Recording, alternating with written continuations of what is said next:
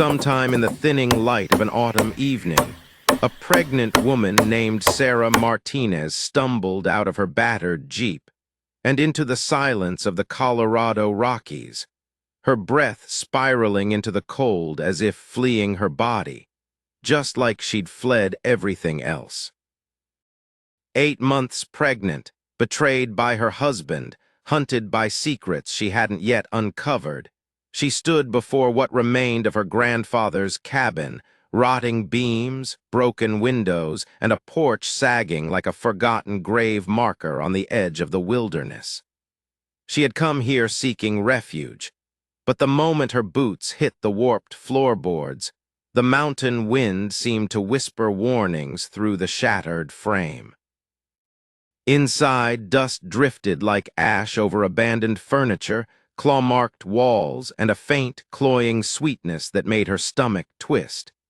This place was supposed to be her sanctuary, the land her grandfather always said would choose her when she was ready. But when she pried up a loose plank near the fireplace, she found a leather-bound journal wrapped in oiled canvas, her grandfather's handwriting across the front. For Sarah when she is ready for the truth. She wasn't ready, not even close, but the truth was done waiting. As she opened it, the first line struck like a hammer blow. They think they killed the last witness, but they're wrong. And in that moment, in the fading light of her first night alone in the mountains, Sarah realized she hadn't escaped danger. She'd walked straight into its heart. The journal pulled her deeper with every page, its entries unraveling the man she thought she knew. It spoke of a hidden chamber beneath the cabin, a mining disaster from the 1950s covered up by powerful families, and hush-money payments that had stretched across decades. It mentioned missing women, names she recognized from whispered childhood urban legends, and hinted at a betrayal that stretched generations back. Her grandfather hadn't been just a quiet carpenter. He'd once been a guard in a wartime internment camp, later entangled in corporate corruption, and then something darker. The deeper she read, the more the cabin itself seemed to change around her. Floorboards creaked as if responding. Cold drafts curled out of nowhere. And once, when she lifted her eyes from the journal, she swore she saw the outline of a figure standing in the tree line, watching with unnatural stillness. She forced herself back into the work of rebuilding, patching the roof, clearing debris, sweeping away the decay, anything to drown out the suffocating knowledge that she was alone. Except she was. Footsteps began appearing around the cabin each night. Tire tracks led to the end of her driveway, though she owned the only vehicle for miles. And when she ventured into the nearest town for supplies, strangers fell silent as she passed, studying her with recognition she couldn't explain. Slowly, dread wrapped around her like the icy mountain air. Whatever secrets her grandfather kept, others had been waiting for someone to uncover them. And Sarah, exhausted, betrayed, and running on borrowed strength, had just opened the door they'd been waiting decades to enter. The next discovery came while clearing the basement, dust swirling around her like ghosts rising from the floor. Beneath a layer of stones arranged in a pattern too precise to be accidental, she uncovered a hatch, a hidden chamber descending into the darkness below the cabin. The smell drifting upward was old earth, damp timber, and the metallic sting of time. Sarah climbed down the ladder, flashlight trembling in her hand, and found walls lined with shelves once packed with boxes. Only a few remained, metal cases filled with photographs of missing women, ledgers tracking their disappearances, and documents signed by her grandfather alongside names she'd seen carved into town plaques and business signs. That was when the first real truth hit her. Her grandfather hadn't acted alone. He'd been part of a network. A legacy, as one letter described it. A twisted pact between families who had crushed mine workers, silenced journalists, and used these woods as a dumping ground for anyone who threatened their power. The photographs showed terrified faces, final moments, and amid them a name that froze her blood: Margaret Morrison, a woman who looked exactly like Sarah, pregnant in the 1940s, standing beside a man in uniform. The back read, "Hide her." Margaret was Sarah's real grandmother. Her father's lineage had been rewritten to erase the truth, and that truth was now sitting in Sarah's hands, pulsing like a live wire. She had inherited a legacy built on blood, and someone out there wanted it buried again, along with her.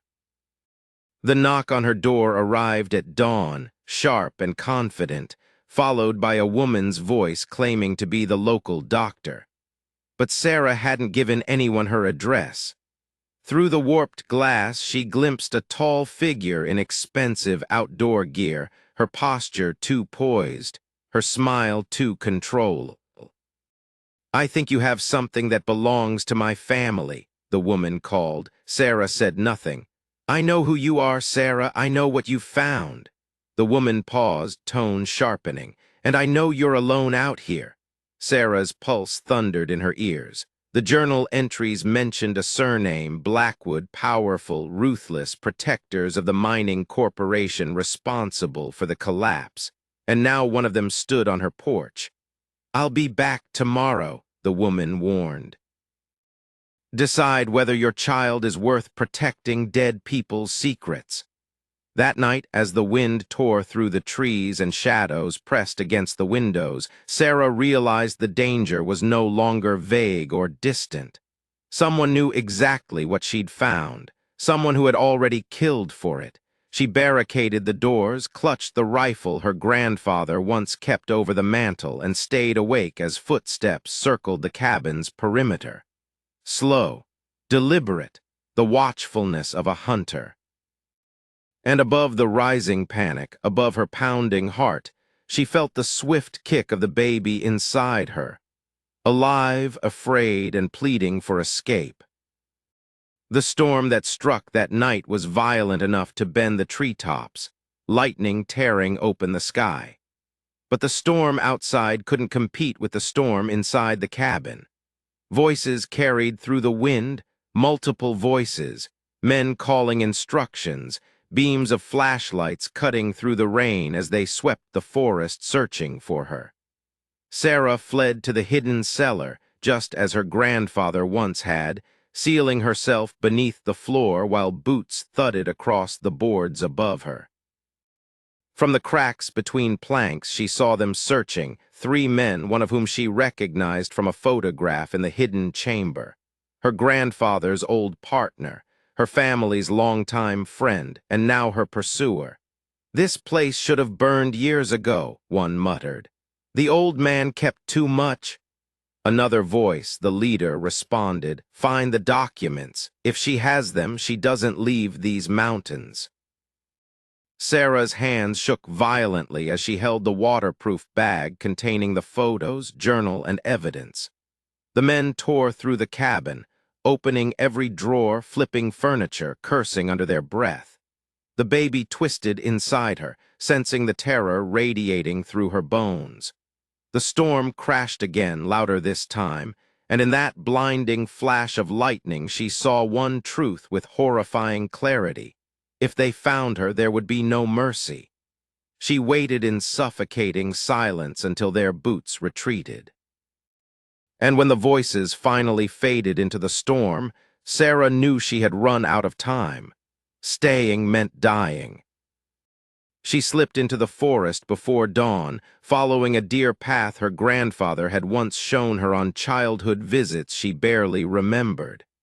Her boots sank into wet moss, branches clawed at her jacket, thunder growled above her, but she didn't stop. Behind her, shouts echoed. The men had realized she'd escaped. Ahead, a ridge offered a narrow chance of cell signal. Her body ached, her lungs burned, Every step sent pain ricocheting through her spine, but the child inside her felt like a flame pushing her forward. She climbed the rocks on trembling legs, reached the top, and raised her phone toward the sky like a lifeline. One bar, one heartbeat of hope. She called 911, whispering her location, begging for help. But halfway through her breathless plea, a voice drifted from below. Marcus, her ex-husband, the man she'd fled. His voice was calm, too calm. "Sarah," he called into the fog, "you're making this harder than it has to be." And in that terrible instant, everything snapped into place. His sudden interest in her mental health, the pressure to return to the cabin, the way he'd known details she never shared. He'd been part of this from the beginning. He hadn't chased her out of guilt. He was finishing a job. She backed away from the cliff edge, gripping the rifle as her world narrowed into survival. Marcus appeared through the mist, eyes cold, smile thin. "Your grandfather trusted me," he said softly. "You shouldn't have opened those floorboards." The forest held its breath.